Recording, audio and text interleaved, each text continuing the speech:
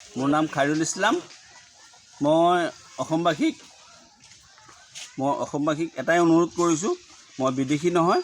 মই অসম চৰকাৰক অনুৰোধ কৰিছোঁ, মই বিদেশী নহয়। 1996 চনত মোৰ চাকৰি হৈছে, এতিয়ালৈকে প্ৰায় 29 বছৰ। কিন্তু কেছ হ'ব পাৰে, মানুহৰ নামতো কেছ হয়েই। আমি আইনত আছোঁ। মোৰ কেছটো লয়াৰ কোৰ্টত বেয়া হৈছে।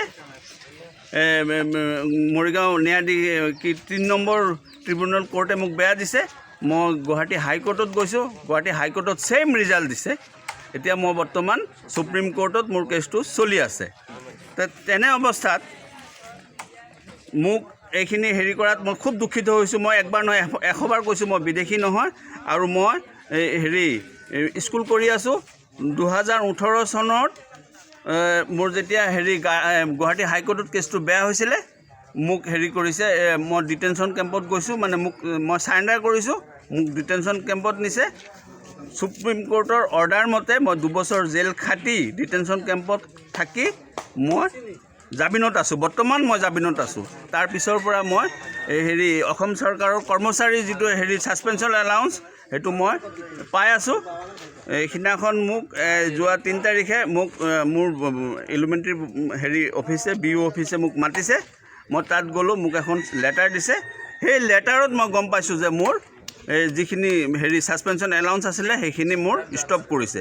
মই অনুৰোধ কৰিছোঁ অসম চৰকাৰক, মই এজন কৰ্মচাৰী, মই অসমীয়া ক'ব জানো। খুব ডাঙৰ কথাটো হৈছে মোৰ স্পষ্ট অসমীয়া। মোৰ ইয়াত যিমান মানুহ আছে, মোৰ পৰিয়ালৰ চবেই ধুনীয়াকৈ অসমীয়া ক'ব পাৰে। আৰু মই অসমৰ নাগৰিক, এবাৰ নহয় 100 বাৰ মই অসমৰ নাগৰিক। মোৰ অন্যায় নকৰিব। মই বিচাৰ চাইছোঁ, মোৰ নামত এটা পুলিচ ইনভেষ্টিগেশ্যন কৰক। ভালকৈ চাওক, মোৰ নামত কোনো পুলিচ ৰেফাৰেঞ্চ নাই।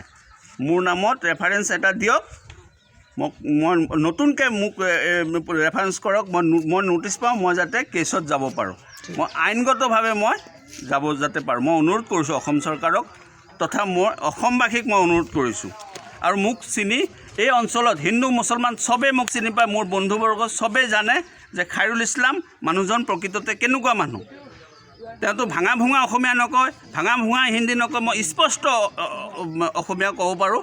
আৰু মই দৃঢ়তাৰে ক'ব পাৰোঁ, মই এজন অসমীয়া যুৱক।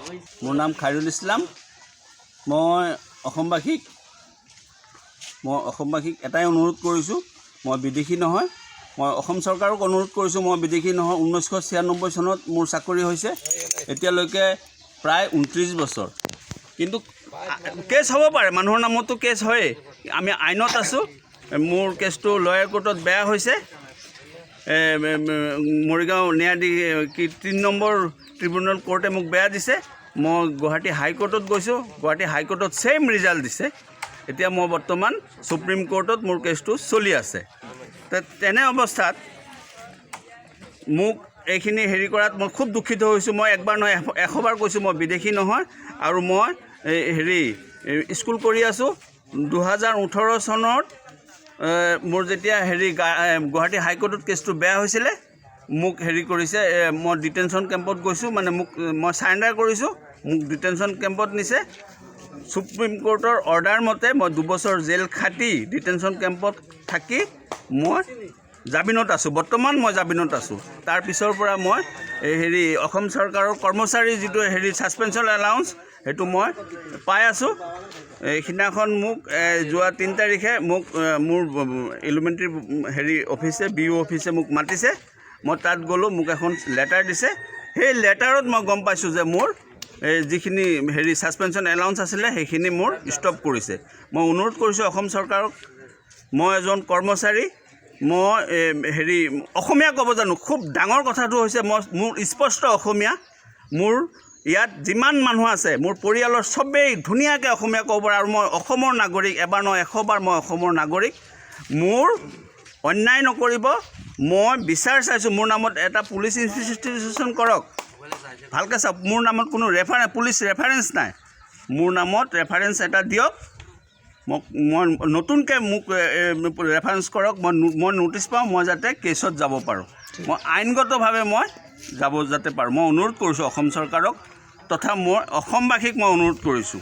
আৰু মোক চিনি এই অঞ্চলত হিন্দু মুছলমান চবেই মোক চিনি পায়। মোৰ বন্ধুবৰ্গ চবেই জানে যে খাইৰুল ইছলাম মানুহজন প্ৰকৃততে কেনেকুৱা মানুহ তেওঁতো ভাঙা ভুঙা অসমীয়া নকয় ভাঙা ভুঙা হিন্দী নকয় মই স্পষ্ট অসমীয়া ক'ব পাৰোঁ আৰু মানে মই দৃঢ়তাৰে ক'ব পাৰোঁ মই এজন অসমীয়া যুৱক